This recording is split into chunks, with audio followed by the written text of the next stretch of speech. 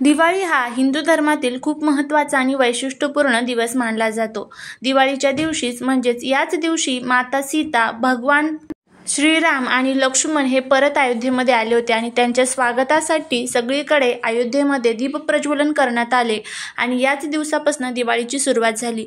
याच दिवशी गौतम बुद्धांना ज्ञानप्राप्ती झाली होती, त्यामुळे या दिवशी दिवाळी साजरी करण्यात येते। माता लक्ष्मीची समुद्र मंथनातून याच दिवशी उत्पत्ती झाली होती, त्यामुळे दिवाळी साजरी करण्यात येते। दिवाळीला खूप महत्त्व आहे। दिवाळीच्या दिवशी आपण कुबेर भगवान, माता लक्ष्मी, माता सरस्वती आणि गणपती यांचं पूजन करत असतो। आणि आता दिवाळीच्या आधी जो दिवस येतो त्याला आपण नरक चतुर्दशी म्हणत असतो। नरक चतुर्दशी काय साजरी केली जाते तर याच दिवशी श्रीकृष्णाने नरकासुराचा वध केला होता आणि तेव्हापासूनच या दिवशी नरक चतुर्दशी साजरी करण्यात येते। नरक चतुर्दशी आणि लक्ष्मी पूजन हे खूप महत्त्वाचे दिवस मानले जातात। या दिवाळीतील 5 दिवसांमध्ये प्रत्येक घरात आणि प्रत्येक दारामध्ये दिवा लागलेला असतो आणि ह्या दिव्यातून जी काही सकारात्मक ऊर्जा प्रज्वलित होत असते, सकारात्मक ऊर्जा जी प्रवाहित होत असते, तर ती आपल्यासाठी, आपल्या घरासाठी खूप महत्त्वपूर्ण मानली जाते। या दिवाळीच्या दिवसांमध्ये प्रत्येक घरामध्ये लक्ष्मी पूजन केलं जातं, प्रत्येक घरामध्ये सेवा केल्या जातात, उपाय केले जातात, मंत्र आणि तंत्र यांचे जे काही स्तोत्र आहे तर ते सर्व या काळामध्ये केले जातात। लक्ष्मी पूजन आणि नरक चतुर्दशीच्या दिवशी जर तुम्हाला शक्य असेल तर तुम्ही हा एक उपाय करायचा आहे। आपल्याला गाईला एक वस्तू खाऊ घालायची आहे। गाईला आपण हिंदू धर्मामध्ये पूर्वीपासूनच गोमाता म्हणत आलेलो आहोत। गायीची सेवा केल्याने, तिची उपासना केल्याने आपल्या जीवनातील सर्व संकटे दूर होतात, घरामध्ये प्रगती होते। मग गायीमध्ये 33 कोटी देवी देवतांचं निवासस्थान असतं। 33 कोटी देवी देवतांची पूजा करणं, त्यांचा आशीर्वाद प्राप्त करून घेणं हे प्रत्येकाला शक्य होत नाही। त्यामुळे त्यांचा आशीर्वाद एकदा की आपल्याला मिळाला की आपल्या मनातील ज्या काही कठीण इच्छा आहेत तर त्याही पूर्ण होत असतात।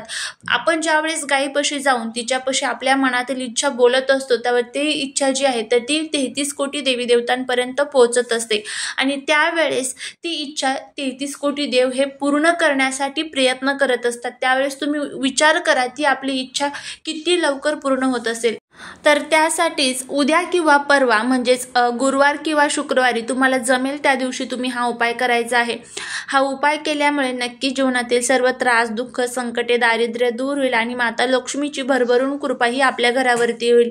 ज्यावेळेस घरामध्ये दोष असतात, त्रास असतात, त्यावेळेस अनेक संकट आपल्या समोर येत असतात।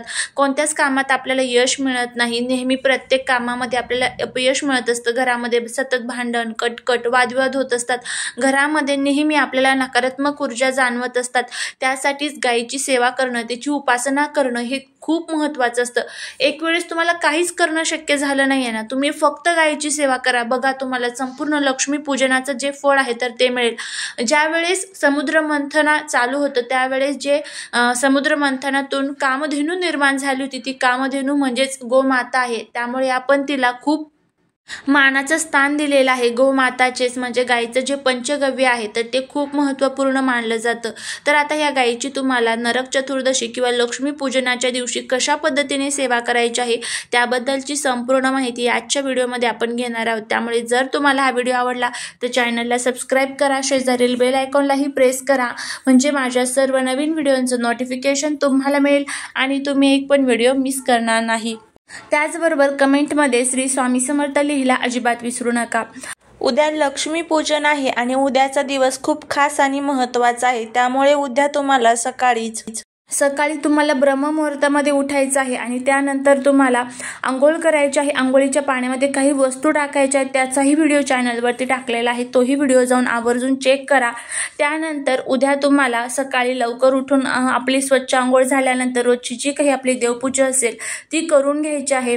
ज्यावेळेस एखाद्या मंगलमय वातावरणात आपण उपाय करतो त्यावेळेस त्याचे अजून चांगले फायदे हे आपल्याला होत असतात। त्यानंतर तुम्हाला गायीसाठी नैवेद्य बनवायचा आहे। आता नैवेद्य हा कशा पद्धतीने बनवायचा ते बघा। सर्वात प्रथम एक तांब्याभर पाणी तुम्हाला घ्यायचं आहे। त्या पाण्यामध्ये तुम्ही थोडीशी हळदही टाकू शकता। त्यानंतर एक छान तुपाचा दिवा प्रज्वलित करून घ्यायचा आहे। फुलं असेल तर फुलं सुद्धा तुम्ही घेऊ शकता आणि त्यानंतर तुम्हाला गायीजवळ जायचं आहे। तुमच्या आजूबाजूला जिथे कुठे गाय असेल त्या गायीजवळ जायचं आहे। गायीच्या चारी पायांवरती सर्वात प्रथम जल अर्पण करायचं आहे, ज्याला आपण अर्घ अर्पण करणं असं म्हणत असतो। त्यानंतर गायीला हळदी कुंकू अक्षदा अर्पण करायचे आहे। त्यानंतर गायीच्या पाठीला तुम्हाला स्पर्श करायचा आहे. तुमच्या मनातील एखादी इच्छा असेल ती इच्छा तुम्हाला तिथे व्यक्त करायची आहे. जर तुमच्या आजूबाजूला गाय नसेल तर तुम्ही तुमच्या घरामध्ये म्हणजेच देवघरामध्ये आपल्याकडे मूर्ती जी असते तर तिच्या समोरही हा उपाय करू शकता. तर आता हे सर्व झालं की त्यानंतर आपल्याला गायीला ओवाळायचं आहे आणि गायीच्या पायाखालची जी माती असते तर ती उचलून आपल्या ताटामध्ये ठेवायची आहे.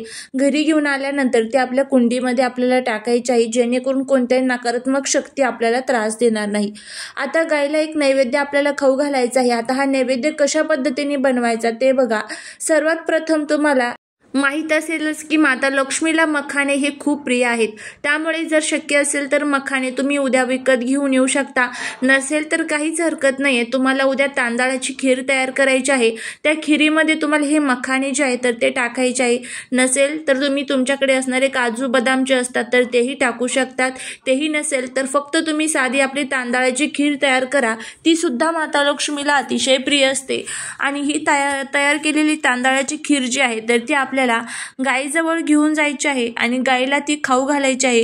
गायीला खाऊ घालत असताना ओम माय महालक्ष्मी नमो नमः किंवा ओम नमो भगवते वासुदेवाय या मंत्राचा तुम्हाला जप करायचा आहे. अशा पद्धतीने आपल्याला हा जो उपाय आहे तो करायचा आहे. तर तुम्ही हा उपाय जो आहे तो करून बघा. नक्कीच तुम्हाला त्याचा फायदा होईल. जे काही दोष, दारिद्र्य, दुःख, अडचणी आहेत तर ते दूर होतील.